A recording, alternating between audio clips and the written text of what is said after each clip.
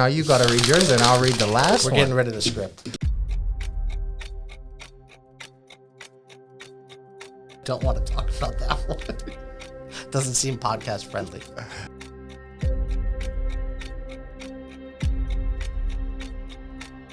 We got to bump the YouTube numbers up. All right. Okay, this is happening.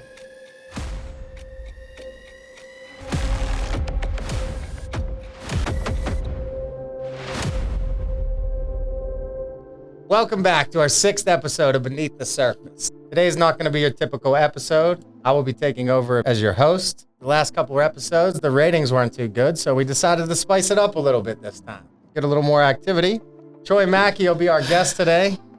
We got some fun things planned at the end, so make sure you stick around to the end. We're going to see if Troy's still an athlete or if this old guy's worn down. For those who don't know me, my name is Adam Kress. I'm the Director of Strategic Sourcing at Deep Well Services. Long story short, that's everything we purchase runs through me. I've been at Deep Well 11 years now. I started as a green hat in the field. I worked my way up to an operator position. I had one too many injuries in the field, so Deep Well felt it was safer for me to move into the office. My guest today is Troy Mackey, recently promoted to Vice President of Fleet and Maintenance. How you doing today, Troy? Doing great. Happy to be here. I wanted to kick things off. Let's go in depth a little bit about your background. When you started at Deep Well, what brought you to Deep Well Services? So I've been at Deep Well going on 12 years now, or to be that January 2012, I think I started. I started out in the field, green hat, knew nothing about oil and gas industry. Kind of had a prior relationship with the private equity company that owned Deep Well at the time. I was given an opportunity to come on board. Your mom worked for them? Correct? That is correct. Friends of Mark? Yes. Okay. Yes. Just wanted to clear that up for everyone. Okay. Elephant in the room. Yeah. So that is what happened there. I ended up coming on board Deep Well, knew nothing about oil and gas. I'm from New York originally. That just doesn't exist, that area. So at first, to be honest with you, I actually turned the job down. I didn't want to be a part of it. I thought I was going to end up on a drilling rig there, and I just didn't think that's where my career was going to go. I was waiting on some law enforcement opportunities to come up. Were your liberal beliefs stopping you from getting in the oil field, or? Yes, at that time, coming from New York, that was definitely a consideration. No, that had nothing to do with it. For those who don't know, Troy is a very conservative person, so I'm just giving him a hard time. In all honesty, I was waiting for, a couple different law enforcement opportunities. I thought that's what I wanted to do in life. There's a much more seamless transition from the military to that rather than the oil and gas industry. So those didn't end up coming around as quickly as I wanted. So I ended up taking the opportunity to hop on board Deep Well and been here ever since. Has Deep Well changed a lot, Troy, from when you first came into Deep Well? Absolutely. When I first started, we were based out of West Virginia, outside of Charleston there. Maybe 30 people in the whole organization at that point. A lot of the guys that had come in from North Dakota, a lot of us weren't familiar with the area. Since then, it's really just kind of skyrocketed over the past 11 years. So a lot of change in between now and then. Yeah, it's definitely been a wild journey, huh? Mm-hmm. Back to your days in the field. Did you like working in the field? How was it for you? What did you think about it? I liked working in the field a lot. To be honest with you, it was more like the military structure than I expected, which is one of the things that kind of drew me towards it and kept me coming back. When I was starting as a green hat, coming up through the ranks all the way to operator. I love the camaraderie, being on the road, just having the crew hanging around, going to work, going out to dinner afterwards, and just kind of repeating and kind of going through all the different adversity that job offered, that traveling offered, and everything like that. So I did enjoy it. What was the big transition? Why did you go from the field to the office? Yeah, that's a good question. I didn't think ultimately the field was going to be where I wanted to end up in the oil and gas industry. I knew I wanted to stay in the oil and gas industry, but I saw there was definitely a lot of potential with taking the field experience and trying to help the organization in different ways. Fortunately, at that time, we were a real young company. We were kind of growing, but still real small. And John Sabo at the time, who was running operations, and Dave, who was over safety, kind of gave me the opportunity to help bridge the gap between field and safety, right? Bring somebody in that had that kind of experience, understood the equipment, understood the operation, see if that would help the office or the back end side of things. Yep, similar to how I came in. And I think that's really what makes Deep Well special is we have a lot of snubbers in the office still helping us relate to the field. I think that really helps bridge a gap. Yeah, absolutely. A little bit into your personal life. I know you got a couple kids now, one on the way. How is managing that with the stresses of deep well? Oh, bro, it's tough. I'll be honest with you.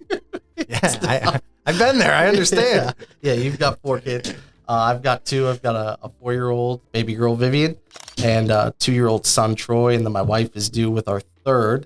It's been an ongoing challenge, to kind of balance work life and everything that goes in between there, especially with people just, being an organization that operates 24/7, 365, and then keeping up, with the home life. Yeah, it's definitely a challenge. In a Thursday basketball game, you've been taking part of this? You could say taking part. You could also say dominating. Dominate. That's a strong word to use. What day and time is this taking place?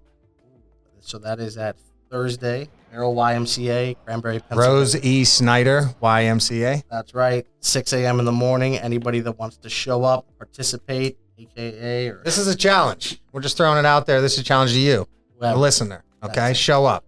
6 o'clock Thursday mornings. Let's see what you got. That's it. You just want to talk about Dave Mulvihill's basketball skills while we're on it, Yes. Between him and Sabo, what comes to mind is bull in China shop. We're using the wrong ball to play the sport. It feels like at times, Yes. They're very handsy. Both of them are sore losers. Yeah. And Adam and Troy have dominated. I mean, it's pretty cut and clear that they've dominated. So, Troy, you've worn quite a few hats since you've been in the office. I know quality, HQSE, maintenance, and now the VP role. How does that all help prepare you to take a vice president role at a company? I think that serving in all those different roles, different capacities within the organization, getting to work with a lot of different departments within the organization really has helped me develop, from a leadership standpoint, from, a business continuity standpoint, like understanding everything that's happening within the business, from the ops side to maintenance to finance and accounting. I get to work with all those different departments, obviously safety as well. It's helped me get a full spectrum understanding of what happens within an organization, especially within Deepwell. Given that, it's just been kind of a natural progression. What is a typical day in the VP position? Have things changed a lot since you've been promoted? And what's a normal day like? I'd say no, things haven't really changed that much since you didn't get a parking spot or like free parking or nothing? No parking. No parking. I was lucky enough to get an office. Nothing has really changed as far as day-to-day activities. I come in every morning. Usually there's some sort of text message chain that's ongoing, between one of the basins with, something going on within the field or something going on within one of the shops there. So trying to keep up to date with that, reading emails, seeing what's going on, what happened throughout the course of the night on all the different operations. And it's touching base with Steve and the other managers within the department there, whether it's on the trucking side with Letty or on the BOP side with Tom and the team up in PA or down in Texas there. What does the VP of maintenance and fleet, who all reports to you? What little sub-departments report to you? Yeah, well, it's a very broad department. Over the past couple of years, it's expanded a lot. It used to be just the maintenance department, but it consists of all the maintenance shops. So shop 2 up in PA, shop 1 down in Texas, and then shop 1 over in East Texas as well. And then the BOP departments in Pennsylvania and West Texas. And then we also absorbed the trucking division. You got BOPs, you got all the maintenance, Correct. And then you got trucking. Correct. And then we also have, if you want to consider the Cat 3s, that's its own separate entity. And you also got light trucks, right? Yeah, light pickups as well. You got Thomas. Yeah, we got Thomas and Andrea down in Texas. Kind of shines light. I know there's always a lot of questions about how many managers we have in the office, right? That was our big gripe when we worked in the field too. What do we need all these managers for, right? Yeah.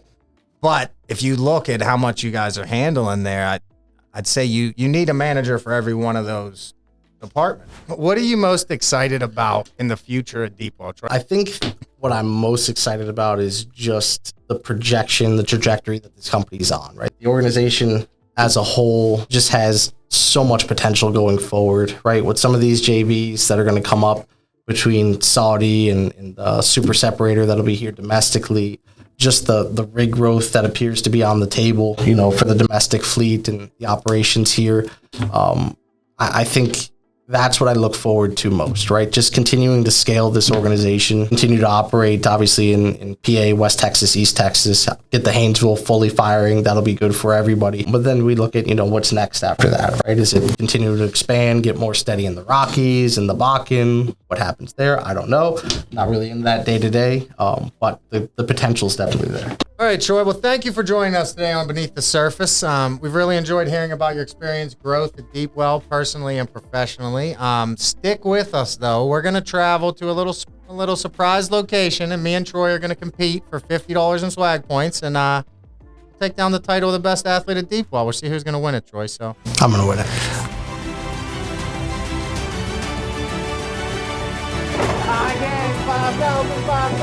Come on, sir, shoot, the clock's ticking. I feel like I might hit him with this golf club. Whoever wins this wins the whole thing, folks.